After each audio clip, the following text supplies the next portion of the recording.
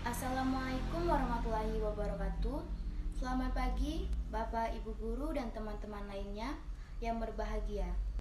Pertama-tama marilah kita panjatkan puji dan syukur kita panjatkan kepada Allah Subhanahu wa taala karena telah memberikan rahmat dan kesehatan sehingga kita bisa mengikuti kegiatan presentasi pada hari ini. Adapun topik yang akan kami bahas adalah angkatan 2000. Sebelum itu, perkenalkan nama saya Intan Saputri dengan NPM A1A021039 sebagai moderator. Adapun anggota kelompok saya adalah yang pertama, Dina Umrah dengan NPM A1A021043 dan yang kedua, Selvia Destari dengan NPM A1A021058. Dan berikut ini adalah rangkaian acara yang akan kita lewati. Adalah yang pertama pembuka, yang kedua penyampaian materi, yang ketiga sesi tanya jawab, dan yang keempat penutup. Baiklah, mari kita mulai sesi yang pertama dengan mengucapkan basmalah. Selanjutnya sesi yang kedua yaitu penyampaian materi yang akan dibacakan oleh Saudari Dina dan dilanjutkan oleh Saudari Selvia. Kepada Saudari Dina dan Selvia saya persilahkan. Assalamualaikum warahmatullahi wabarakatuh. Perkenalkan, nama saya Dina Umrah, NPM A1A021043. Saya akan menjelaskan latar belakang angkatan 2000-an. Pada angkatan ini merupakan periode di mana munculnya pengarang wanita. Di antara pengarang perempuan itu ada yang membuat cerita-cerita yang bertema erotis, hal yang berbau dewasa dan tidak layak untuk dibaca oleh anak-anak. Sastra pada angkatan ini sering juga disebut dengan sastra mutakhir. Ada salah satu karya yang berani menampilkan karya yang berbeda dari biasanya, yaitu novel Salman, yaitu sebuah novel karya Ayu Utami. Novel Salman ini menciptakan wawasan estetika baru karena novel ini mencirikan teknik khas tampak dari pola kolase. Pemberian nama pada angkatan 2000 ini masih menjadi perdebatan di antara para sastrawan. Semua itu masih dalam proses perundingan. Dalam diskusi yang tengah berlangsung itu ada seorang sastrawan yang bernama Maman menanyakan apakah perlu di dalam sastra ada angkatan. Beliau ingin pada angkatan 2000 ini tidak ada sastrawan yang dibeda-bedakan atau yang disanjungkan. Pada angkatan 2000 ini, karya sastra sudah memiliki corak yang baru dalam segi prosa, puisi, drama, maupun di dalam perfilman.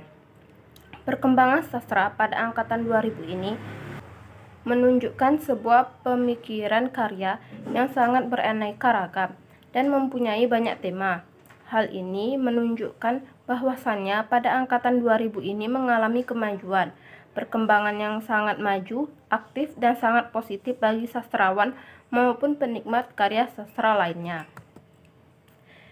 Yang kedua, ciri-ciri sastra angkatan 2000. Sastra angkatan 2000 memiliki ciri-ciri sebagai berikut. Yang pertama, pemilihan kata diambil dari bahasa sehari-hari yang disebut bahasa kerakyat jelataan. Yang kedua, mengandung revolusi tipografi atau tata wajah yang bebas aturan dan cenderung ke puisi konkret. Yang ketiga, penggunaan estetika baru yang disebut antroforisme atau gaya bahasa yang berupa penggantian tokoh manusia sebagai aku, lirik dengan benda-benda. 4. Menciptakan interaksi massal dan hal-hal yang bersifat individual. Yang kelima, komposisi dibangun dalam pengaturan partisipasi benda-benda, peristiwa, pertanyaan, aku dilirik dalam perspektif sejajar dan objektif. Yang keenam, puisi-puisi yang religius dengan cenderung menciptakan penggambaran yang lebih konkret melalui alam, rumpun, atau daun-daun. Yang ketujuh, banyak puisi yang diciptakan tidak menggunakan sistem pembuatan bait. Yang kedelapan, penggunaan citra alam benda. Yang kesembilan, materi yang digarap penyair tidak hanya tentang sosial kemasyarakatan, budaya, etnis, melainkan juga religi. Contohnya, sajak-sajak yang ditulis oleh Ahmadun Yosi Herfanda yang sajak-sajak keagamaannya mencerminkan nuansa religius Yang khusus sosial media digunakan sebagai sarana dalam berkarya. Yang ketiga, karakteristik yang terdapat dalam sastra angkatan 2000. Yang pertama, banyak sastra yang bertema roman, sosial, politik, dan pendidikan. Yang kedua, banyak penulis dari kaum perempuan. Yang ketiga, banyak muncul novel dan cerpen. 4. Adanya sastra koran. 5. Adanya sastra yang bertema kesetaraan gender, seks, dan feminisme. Yang keenam, banyak muncul karya populer atau mudah dicerna atau dipahami pembaca. 7. Lahirnya banyak karya sastra, khususnya novel yang membahas religius. 8. Menggunakan frase konotatif. 9. Kritik sosial mulai bermunculan. 10. Adanya penggunaan estetika baru. Yang ke-11, menyindir keadaan sekitar, sosial, politik, lingkungan, dan budaya. Sekian materi dari saya. Materi selanjutnya akan disampaikan oleh Selvia Destari. Tokoh-tokoh angkatan 2000-an. Adapun tokoh-tokoh dari angkatan 2000 menurut Kori Layun Rampan. Di antaranya ada Afrizal Malna. Afrizal Malna ini merupakan penulis sajak, cerpen, dan esai. Ia dilahirkan di kota Jakarta pada tanggal 7 Juni 1957. Ia menikah pada saat ia berumur 27 tahun. Pendidikan terakhir Afrizal Malna yaitu Sekolah Tinggi Filsafat di Riyakara, Jakarta. Tetapi ia tidak melanjutkan sekolahnya itu sampai tamat.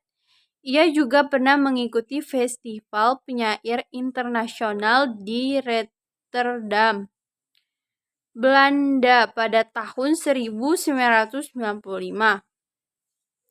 Ia pernah mendapat penghargaan dalam sayembara kincir emas dari radio Nederland dalam penulisan sajak yang ia buat.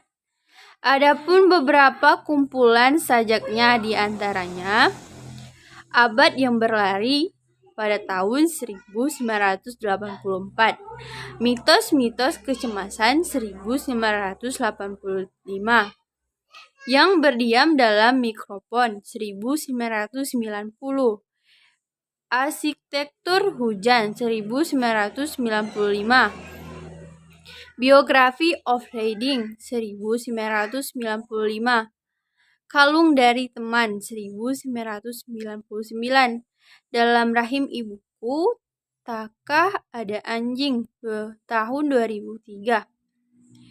Adapun esai yang ia buat, Sesuatu Indonesia, Personifikasi Pembaca yang Tak Bersih 2000. Ini merupakan salah satu dari semua buku esai milik Afrizal yang terbit bersama antologi lainnya. Perdebatan Sastra Kontekstual Ariel Heryanto pada tahun 1986. 2. Seno Gumira Adjidharma. Ia dikenal dengan nama Mira Sato. Ia lahir di Boston, Australia pada tanggal 1958, 19 Juni. Dan ia besar di kota Yogyakarta. Ia memulai kegiatan keseniannya saat ia menginjak usia 17 tahun, lalu bergabung bersama grup teater alam pimpinan Azwar An. Dan sejak saat itulah ia mulai serius menggeluti dunia kesenian, khususnya di bidang kesusastraan. Dan banyak sekali menciptakan karya seni berupa puisi, cerita pendek, dan esai. Puisinya yang pertama dimuat dalam rubrik yaitu Puisi Lugu, majalah Aktual